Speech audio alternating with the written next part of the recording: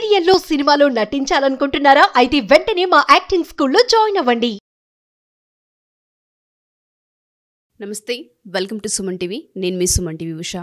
కోల్కతా ఇన్సిడెంట్కి సంబంధించి జస్టిస్ కోసం యావత్ ప్రపంచంతో పాటు సుమన్ టీవీ తరపున మా వంతు మేము ఎప్పటికప్పుడు అప్డేట్ని తెలుసుకుంటూ సమాచారాన్ని మీకు అందిస్తూనే ఉన్నాము.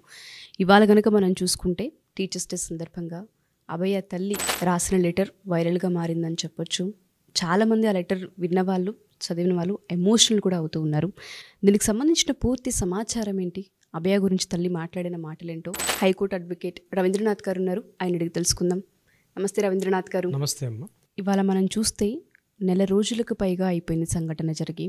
చాలామంది ఆడపిల్లలు ఏ విధంగా అయితే జస్టిస్ కోసం ఎదురు చూస్తూ ఉన్నారో అందులో నేను ఒకదాన్ని అని చెప్పొచ్చు. ఎప్పుడు జస్టిస్ వస్తుంది, అసలు ఏం జరుగుతుంది అన్నదాన్ని ఎప్పటికప్పుడు తెలుసుకునే ప్రయత్నం మనం చేస్తూనే ఉన్నాం. ముందుగా మీకు థ్యాంక్ యూ సో మచ్ అని చెప్పాలి. ప్రతి అప్డేట్ని కూడా జాతీయ మీడియాలో ఏదైతే వస్తూ ఉందో కన్ఫర్మేషన్ న్యూస్, అది ఎప్పటికప్పుడు మాకు అందిస్తూ ఇన్ఫర్మేషన్ని పాస్ చేస్తున్నందుకు థ్యాంక్ యూ సార్. అభయ తల్లి మాటలు మనం విన్నాం, ఆ లెటర్ని మనం చూసినా చాలా బాధాకరం అని చెప్పాలి. ఆ పూర్తి సమాచారం ఏంటి? భారతదేశంలో వైద్య విద్య అభ్యసించడం అన్నది నిజంగా ఎవరెస్ట్ శిఖరాన్ని ఎక్కినంత గొప్ప విషయం. అందులో కూడా ఒక సగటు మధ్యతరగతి వ్యక్తులు కోట్ల రూపాయలు కట్టి ఫీజులు చెల్లించుకోలేని పరిస్థితి. అందని ద్రాక్ష పండు వైద్య విద్య అంటే. ఎన్నో లక్షల మంది కాంపిటీషన్లోకి వెళ్తారు, కొన్ని వేల మంది నిలబడతారు, కొన్ని వందల మంది మాత్రమే సీట్స్ వస్తాయి. అందులో పదుల సంఖ్యలో మాత్రమే గవర్నమెంట్ మెడికల్ కాలేజీలో సీట్ వస్తుంది. అభయ తల్లిదండ్రులు నిన్న సెప్టెంబర్ 5 ఉపాధ్యాయ దినోత్సవం సందర్భంగా, టీచర్స్ డే సందర్భంగా ప్రభుత్వానికి, ప్రజలను ఉద్దేశించి ఒక లెటర్ని రాశారు. ఆ లెటర్లో వాళ్ళు రాసినటువంటి మాటలు ఏవైతే ఉన్నాయో ప్రతి ఒక్కరిని కూడా ఆలోచింపజేసే విధంగా ఉన్నాయి. ఒక పక్క టీచర్ని సెల్యూట్ చేస్తూ, మా అమ్మాయి ఈరోజు ఈ స్థాయికి ఇన్ని కలలు కనడానికి ముఖ్యంగా టీచర్ల మా అమ్మాయి లేదు కాబట్టి మా అమ్మాయి తరఫున మేము మిమ్మల్ని ధన్యవాదాలు తెలుపుకుంటున్నాం.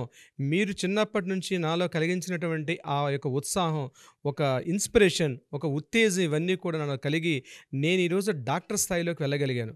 నా పేరు ముందు డాక్టర్ ఉంటే చాలు, డిగ్రీలు ఉంటే చాలు తప్ప డబ్బుతో అవసరం లేదు అని ఎన్నో భావితరాల మీద, అంటే భవిష్యత్తు మీద ఎన్నో ఆశలతో అడుగుపెట్టబోతుంటే ఆ అభయ వాళ్ళ పేరెంట్స్ ఆ అమ్మాయి యొక్క ఫీలింగ్స్ని, అంటే ఆ అమ్మాయి రాసినటువంటి డైరీలో రాసుకుంటే కొన్ని మీనింగ్స్ని వాళ్ళ తల్లిదండ్రులు దాన్ని అర్థమయ్యేటట్టుగా ఈ లెటర్లో రాస్తూ జాతికి లెటర్ రాశారు. మమతా బెనర్జీ ప్రభుత్వానికి ఉద్దేశించి లెటర్ రాశారు.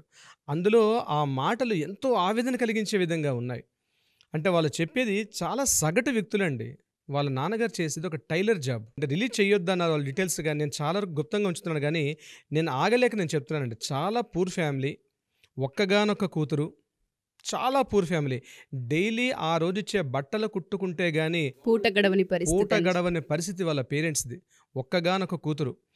ఆ తల్లిదండ్రులకి ఎంతో ధైర్యాన్ని ఉరిపోసేది. చిన్నప్పటి నుంచి చదువుల్లో ఫస్ట్ ఆ అమ్మాయి, నేను డెఫినెట్గా డాక్టర్ని అవుతాను అని చెప్పి ఎన్నో లక్షల మందిలో ఆ సీట్ సంపాదించుకుంది.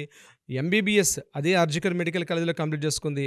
అదే ఆర్జికర్ మెడికల్ కాలేజీలో ఎంబీబీఎస్ అయిన తర్వాత మళ్ళీ పీజీ ఎగ్జామ్ రాసింది. పీజీలో కూడా మళ్ళీ అదే కాలేజీలో సీట్ రావడం ఎంత గొప్ప విషయం అంటే, సేమ్ కాలేజీలోనే ఎంబీబీఎస్ చేస్తూ సేమ్ కాలేజీలోనే పీజీ సీట్ రావడం. ఇక్కడ ఎలా ఉంటుందంటే గవర్నమెంట్ మెడికల్ కాలేజ్ ఇదొక ఎంట్రన్స్ ఉంటుంది, అదొక ఎంట్రన్స్ ఉంటుంది. మళ్ళీ పీజీలో కూడా ఎంట్రన్స్ రాసి మళ్ళీ అదే కాలేజీలో సీట్ తెచ్చుకొని 1 ఇయర్ కంప్లీట్ అయిపోయింది. ఇంటర్మ్ అవుతోంది. ఇంకొక 6 months 1 yearలో కంప్లీట్ చేసుకొని బయటకు రావాల్సినటువంటి చిన్న తరుణంలో లాస్ట్ స్టెప్లో ఇంత దారుణమైన విషయం జరిగిన తర్వాత ఆ పేరెంట్స్, ఆ తల్లిదండ్రుల యొక్క మానసిక వేదన ఎవ్వరు కూడా తీర్చలేదండి ఉష గారు. ఎవ్వరు తీర్చలేదు. ఆ బాధని చెప్పలేము. No more words. ఆ ఇంగ్లీష్ బహుశా మనకు పదాలు వచ్చే కూడా మనం వాడుతున్నాం కానీ తెలుగులో ఆ పదాలు వెతుక్కోవాల్సి వస్తాయి మనకి. బహుశా డిక్షనరీలో కూడా పదాలు ఉండేవి. మానసిక క్షోభ. నిరసనకారులు కొన్ని వందల మంది, వేలాది మంది రాత్రనక పగలనక ఆ అమ్మాయికి అన్యాయం జరిగింది, జస్టిస్ కోసం పోరాడుతున్నారు. కోర్టులు కూడా, న్యాయస్థానాలు కూడా పోరాడుతున్నాయి. నిజానికి అబద్ధానికి, మంచికి చెడుకి ఆ దుర్గాదేవి ఏ రోజైతే అప్పుడు మహిషాసుర మర్దిని అవతారం ఎత్తి అదే కలకట్టలో దుర్గకాళిగా పేరందుకుంటుందో అటువంటి రాష్ట్రంలో జరిగిన ఈ సంఘటన నిజంగా ఒక మంచి మార్పుకే దారితీయాలి. అయితే మనం లెటర్ గురించి మాట్లాడుకుంటున్నాం ఉష గారు. ఈ లెటర్లో వాళ్ళు రాసినటువంటి మాటలన్నీ కూడా టీచర్స్ డే వెస్ట్ బెంగాల్ వ్యాప్తంగా ఎవరు జరుపుకోలేదండి. టోటల్గా సర్వేపల్లి రాధాకృష్ణన్ గారు కూడా ఒక సందర్భంలో అదే వెస్ట్ బెంగాల్ గవర్నర్గా కూడా పనిచేశారు, వైస్ ప్రెసిడెంట్గా వర్క్ చేశారు, దేశానికి ప్రెసిడెంట్గా కూడా వర్క్ చేశారు, వెస్ట్ బెంగాల్కి 2 సార్లు గవర్నర్గా పనిచేశారు సర్వేపల్లి రాధాకృష్ణన్ గారికి. సో ఆ రాష్ట్రానికి సర్వేపల్లి రాధాకృష్ణన్కి చాలా అనుబంధం ఉంది.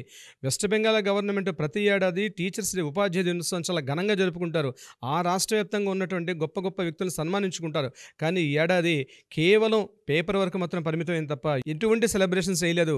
దాన్ని ఈ సంవత్సరం దాన్ని పూర్తిగా నిషేధించుకునే స్థాయికి వెళ్ళగలిగారు. ఎందుకంటే ఎన్నో ఊహలతో అడుగుపెట్టుకుంటే ఒక అమ్మాయి భావితరాలకు ఒక ఆదర్శంగా నిలబడాల్సిన అమ్మాయి అంటే ఇంకోటి ఏంటంటే తన వైద్యుడి ద్వారా తను చెప్పేదట, ఇప్పుడు కూడా నేను పేదలకు చాలా సహాయం చేస్తానని, గవర్నమెంట్ ద్వారా ఇన్ని రకాల బెనిఫిట్స్ పొందాను నా వైద్య విద్యకు సంబంధించి.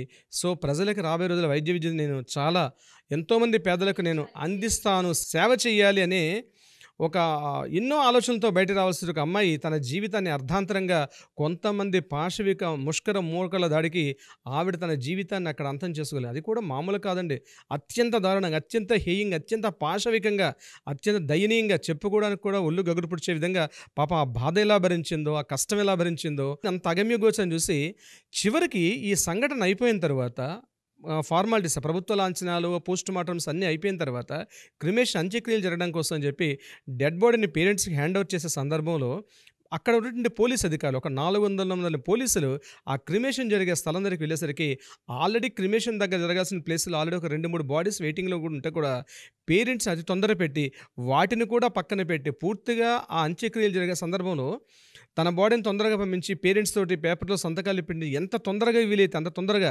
సాక్ష్యాధారాలను రూపుమాపేయాలని ఒక ఉద్దేశంతో పేరెంట్స్కి మమ్మల్ని ఇబ్బంది పెట్టారని ఆ పేరెంట్స్ కూడా చెప్పడం జరిగింది నిన్న నిరసనకారుల మధ్య వీళ్ళు పార్టిసిపేట్ చేస్తూ. ఇంకో విషయాన్ని కూడా వాళ్ళు ఎంత దారుణమైన విషయాన్ని వాళ్ళు వెలుబుచ్చారంటే, మమ్మల్ని అక్కడ కొంత లంచం ఇచ్చి, అంటే ఒక వైట్ పేపర్స్ మీద సంతకాలు పెట్టించుకున్నారు, కొంత అమౌంట్ని ఇవ్వడానికి అక్కడ local DCP north zone Kolkata DCP తమ దగ్గరకు వచ్చి కొంత అమౌంట్ ఇవ్వజూపాడని, అది అందుకొని వైట్ పేపర్ని సంతకం పెట్టమని చెప్తే మేము జస్ట్ రిజెక్ట్ చేసాం ఆ అమౌంట్. ఎందుకంటే మేము ఇంత మా ప్రాణంతో ప్రాణంగా పెంచుకున్న మా అమ్మాయి మా కళ్ళ ముందు లేనప్పుడు ఈ డబ్బు మాకెందుకు.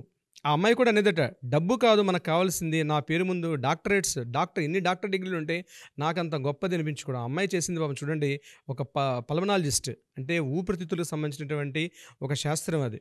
కానీ ఆ అమ్మాయికి ఏ శాస్త్రం చదువుకుందో అదే ఊపిరి లేకుండా చేసేసారు. No words sir. నిజంగా ఇందులో మనం మాట్లాడాల్సింది ఏంటంటే, అభయ తల్లిదండ్రులు ఎవరైతే ఉన్నారో గ్రాటిట్యూడ్ని వాళ్ళు మర్చిపోలేదు. ఉపాధ్యాయులకి ఇవ్వాల్సిన గౌరవాన్ని ఇచ్చారు అంటే వాళ్ళ మానవతా దృక్పథం అనుకోవాలా, లేదంటే కృతజ్ఞతా భావం అనుకోవాలా తెలియదు, కానీ నిజంగా ఆ పేరెంట్స్కి హ్యాట్సప్ చెప్పాలి. వాళ్ళ కూతురికి సంబంధించి జస్టిస్ త్వరగా రావాలని, ఆ టీచర్స్ బ్లెస్సింగ్స్, పోరాటాలన్నీ త్వరగా నెరవేరాలని, ఆ పోరాటాన్ని ఎప్పుడైతే ఆ అమ్మాయి జస్టిస్ వైపుగానే తీసుకెళ్లాలని ఆచార్య దేవోభవ అంటారండి.